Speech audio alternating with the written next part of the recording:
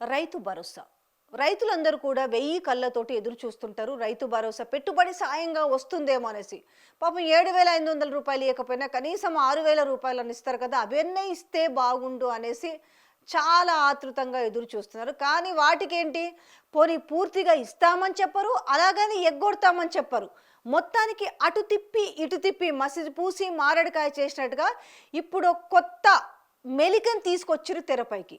గతంలో ఏం చెప్పారు, ఒక సీలింగ్ తీసుకొస్తాం, అది 5 ఎకరాలక 10 ఎకరాలక. వీళ్ళు అధికారంలోకి రాకముందు వీళ్ళు మేనిఫెస్టోలో పెట్టేటప్పుడు ఆలోచించింది కూడా ఏమన్నారు, గతంలో ఉన్న ప్రభుత్వం ఈ రకంగా మిస్యూజ్ చేసింది కాబట్టి మేము అలా చేయము, అర్హులకు మాత్రమే ఇస్తామన్నారు. అర్హులంటే ఎవరు, మరి దానికి 7 ఎకరాలకు పరిమితం చేస్తారా, 5 ఎకరాలకు పరిమితం చేస్తారా, 10 ఎకరాలకు పరిమితం చేస్తారా అనేసి రైతులు కూడా అనుకున్నారు. పోనీ అలాగైనా ఓకే అనుకున్నారు.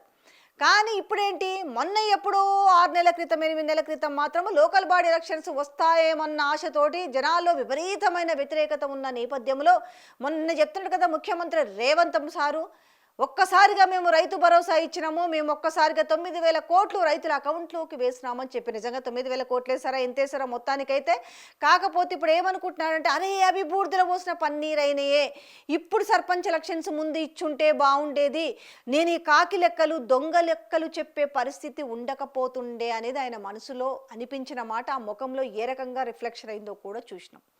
బట్ ఇప్పుడేంటి, మళ్ళీ రైతు బంధు మీన్స్ రైతు భరోసా అడుగుతున్నారు.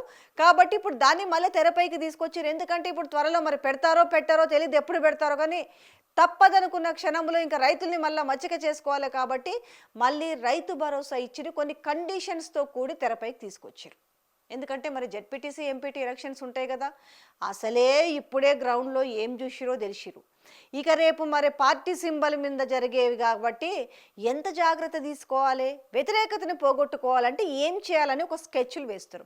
ఇందులో భాగంగా ఇప్పుడు రైతులకి రైతు భరోసా ఇవ్వాలి. ఎందుకంటే అసలే ఇంకా యూరియా కసి మీద ఉన్నారు. యూరియా కోసం ఎంత వాళ్ళు తన్లాడినరో చూసినాము, ఆ లైన్లలో ఎట్లున్నారో చూసిరు. మరి ఇప్పుడు అది మర్చిపోవాలంటే ఏం చేయాలి, కనీసం మనం రైతు భరోసా ఇవ్వాలంటే అందరికీ కాదు, ఇప్పుడు ఒక లిటిగేషన్ పెట్టిరు. శాటిలైట్ మ్యాప్ ద్వారా చూసి, అంటే ఎవరెవరు పంటలు వేసిరు ఎవరెవరు వేయలేదని. అయితే వీళ్ళకి తెలియని ఒక విషయం ఏంటంటే, వీళ్ళు తెలంగాణలో అందరూ పంటలు పండిస్తున్నారు, పంటలు పండించకుండా అయితే లేరు. సరే బాగా చేతగాని వాళ్ళు ఉన్నారనుకోండి, అట్లీస్ట్ వాళ్ళు గుత్తకో కౌలుకో ఇచ్చైనా పండిస్తారు. కానీ ఎక్కడ కూడా భూములు పడవ పెడుతున్న పరిస్థితి అయితే కనపడతలేదు. ఎందుకంటే గత 10 ఏళ్ల పుణ్యమా అంటూ ఈరోజు అంతా కూడా పచ్చగా ఉంది. ఇవాళ బోర్లలో నీళ్ళు ఉన్నాయి, బావులలో నీళ్ళు ఉన్నాయి, కుంటలలో నీళ్ళు ఉన్నాయి, చెరువులలో నీళ్ళు ఉన్నాయి. ఇవాళ నీళ్ళకు గోస లేదు మ్యాక్సిమం. కాబట్టి ఏదో ఒక పంటలు అయితే వేసుకుంటున్న నేపథ్యం. అయితే వీళ్ళు శాటిలైట్ పిక్చర్ ద్వారా చూసి ఎవరెవరు పంటలు వేస్తారు అంటే టెక్నాలజీ ఉపయోగిస్తారు. ఎందుకంటే వాళ్ళు యూరియా కూడా టెక్నాలజీ ఉపయోగించుకొని యాప్ ద్వారా ఇస్తారట కదా. సో దీన్ని కూడా ఇప్పుడు శాటిలైట్ మ్యాప్ ద్వారా చూసి అసలు పంటలు ఎవరేస్తారో, పంటలు వేయని భూములకు ఇవ్వమని చెప్పేసి ఇప్పుడు కొత్త మెలిక తెరపైకి తెచ్చింది. సరే పోనీ అట్లానే చేయండి, కానీ ఏదో ఒకటి ఫాస్ట్గా చేసి మరి ఇదేదో ప్రభుత్వంలోకి రాగానే చేయొచ్చు కదా. మధ్యలోనేమో ఏది 7,500 రూపాయలు ఇస్తామని గత ప్రభుత్వంలో ఇచ్చిన, ఇప్పటికి ఇదే కొనసాగిస్తామని చెప్పేసి ఎకరానికి గుంటలకు 2 గుంటలకు 3 గుంటలకు 5,000 రూపాయలు లెక్కన ఇచ్చి చేతులు దులుపుకున్నారు. దాని తర్వాత ఎప్పుడు ఇచ్చారు మళ్ళీ, నాకు తెలిసి వీళ్ళు వచ్చిన తర్వాత ఈ 2 సంవత్సరాల పీరియడ్లో 2 సార్లు ఇచ్చినట్టున్నారు. మొత్తం దఫాలో ఈ 2 ఇయర్స్లో 4 టైమ్స్ ఇవ్వాలి. ఒకటి వచ్చేసి అడపా ఇచ్చేసి ఎక్కడో అక్కడ కొంతమందికి ఎకరము 2 గుంటలు 3 గుంటలు 4 గుంటలు అట్లా ఎకరం వరకు ఇచ్చి క్లోజ్ చేసుకున్నారు ఫస్ట్. అది కూడా 5,000 రూపాయల లెక్కనే ఇచ్చారు.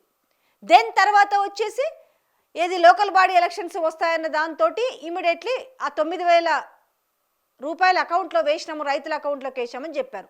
బట్ ఇప్పటికి వచ్చరికి మళ్ళీ మెలక తీసుకొచ్చారు. సో కనీసం దానికంటే కూడా 5 ఎకరాలు 10 ఎకరాలు సీలింగ్ పెడితే మంచిగా ఉండేది కదా, ఎందుకు ఈ ఆటుపాట్లు, ఎందుకు ఇన్ని మెలికలు పెట్టేసి ఇచ్చేస్తారని చెప్తారు. కానీ ఇలా కూడా చేయాలనుకున్నప్పుడు వీళ్ళు ముందుగానే మేనిఫెస్టోలో పెట్టేటప్పుడు కూడా ఆలోచించుకోవాల్సి ఉండే కదా.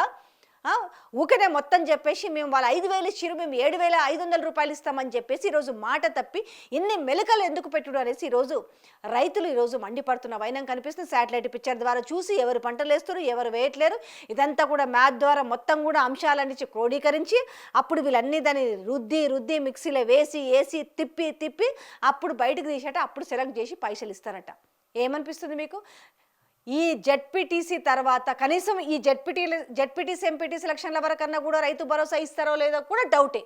కానీ ఒకవేళ ఏదన్నా మన అదృష్టం బాగుండి ఇస్తే దాని తర్వాత కూడా ఇక మళ్ళా ఇచ్చే ప్రసక్తి ఉండదు. ఎందుకంటే ఇంకా దాని తర్వాత వీళ్ళ కళ్ళ ముందు కనపడే ఎలక్షన్స్ కూడా ఏమీ లేవు కదా. ఎందుకంటే ఈ బై ఎలక్షన్స్ కూడా తప్పించుకుంటున్నామని సంతోషంలో ఉన్న నేపథ్యంలో అసలు ఒక విధంగా చెప్పాలంటే టోటల్గా రైతు బంధుకి మీన్స్ రైతు భరోసాకి టోటల్గా రామ్ రామ్ పలికే విధానం ఉందనేది వీళ్ళు చేస్తున్న చర్చల ప్రకారము చర్యలే మనకు కనిపిస్తున్న విధానం స్పష్టంగా చూడొచ్చు.